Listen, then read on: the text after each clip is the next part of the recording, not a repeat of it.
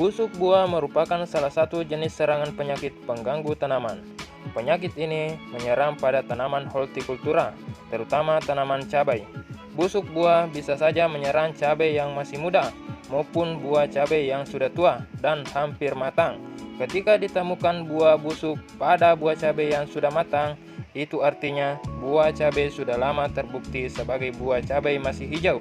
Oleh karena itu, tindakan yang dilakukan harus sedini mungkin. Penyakit busuk buah pada cabai jika sudah terlanjur meluas dan parah akan sulit dipecahkan. Pada beberapa kasus, penyakit ini dapat menyebabkan gagal panen total. Oh no! Ops, jangan khawatir bosku, karena di video kali ini saya akan menjelaskan dua jenis penyebab busuk buah pada tanaman cabai, ciri-ciri serta cara pengendaliannya. Maka dari itu, jangan kemana-mana, simak terus video ini sampai selesai. Oke bosku? Sebelum kita melanjutkan video ini, bagi teman-teman yang belum klik tombol subscribe, agar terlebih dahulu meluangkan waktunya untuk menekan tombol subscribe yang berada di bawah channel ini. Buat yang sudah menekan tombol subscribe-nya, saya ucapkan banyak terima kasih. Semoga rezekinya tambah lancar, selalu diberi kesehatan, dan apa yang diimpikan dapat segera terwujudkan. Amin ya rabbal alamin.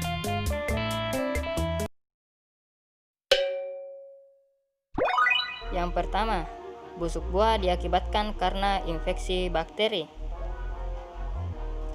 Penyakit busuk yang diakibatkan bakteri, biasanya bakteri tersebut berupa bakteri Erwinia carotophora. Bakteri ini akan menyerang tanaman cabai yang masih berbuah muda dan sudah hampir matang, yang akan menunjukkan gejala awal yaitu tangkai buah akan membusuk atau kering, pangkal ujung berwarna kecoklatan, kehitaman, dan kelopak buah akan mengalami perubahan warna. Penyakit busuk yang diakibatkan infeksi bakteri ini jika tidak diatasi akan mengakibatkan buah akan mengalami kebusukan yang parah, kegagalan panen, dan bahkan buah cabai akan berjatuhan. Pengendalian: menggunakan bibit unggulan tahan terhadap bakteri, melakukan sanitasi dengan menjaga kebersihan lingkungan dan lahan tanaman, melakukan penanaman tidak terlalu rapat, terutamanya pada musim penghujan, melakukan pemusnahan buah yang sudah terinfeksi atau membuangnya pada daerah yang jauh, menggunakan metode penanaman mulsa plastik untuk mengurangi kelembaban media tanah, melakukan penyemprotan dengan bakterisida, terutamanya agrimicin, kuprocat, plantomicin, dan lain sesuai dengan dosis yang ditentukan.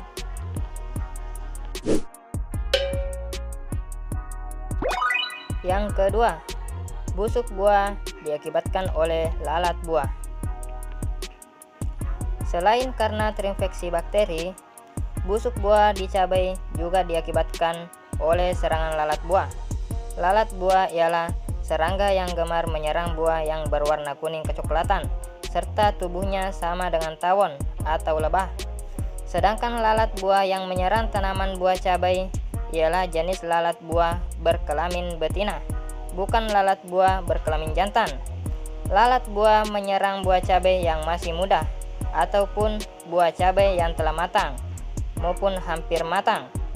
Lalat buah betina menyerang buah cabai ketika waktu memasuki masa reproduksi.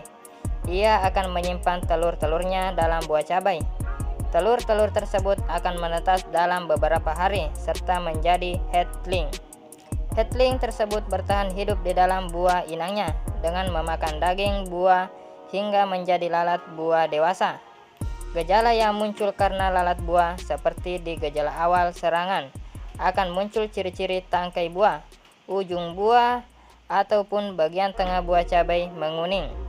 Tetapi bila diperhatikan, pada cabai tersebut ada lubang kecil. Buah cabai yang terserang akan membusuk, sedikit berair serta rontok. Serta bila cabai dibelah akan adalah hatchling lalat buah yang berbentuk ulat kecil berwarna putih. Di sebuah cabai berusia muda, serangan lalat buah bisa mengakibatkan buah gugur sebelum lalat menetas.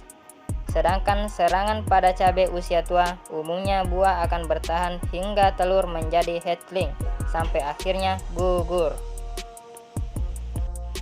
Cara mengatasi lalat buah pada tanaman cabai. Yang pertama, tanam cabai jauh dari lokasi penanaman inam lalat buah seperti timun, terong, tomat, ataupun semangka. Yang kedua, hindari tanam cabai di bekas tanaman timun, terong, tomat, ataupun semangka, kecuali lahan tersebut benar-benar sudah bersih dari tanaman sebelumnya. Yang ketiga, pemasangan perangkat lalat buah.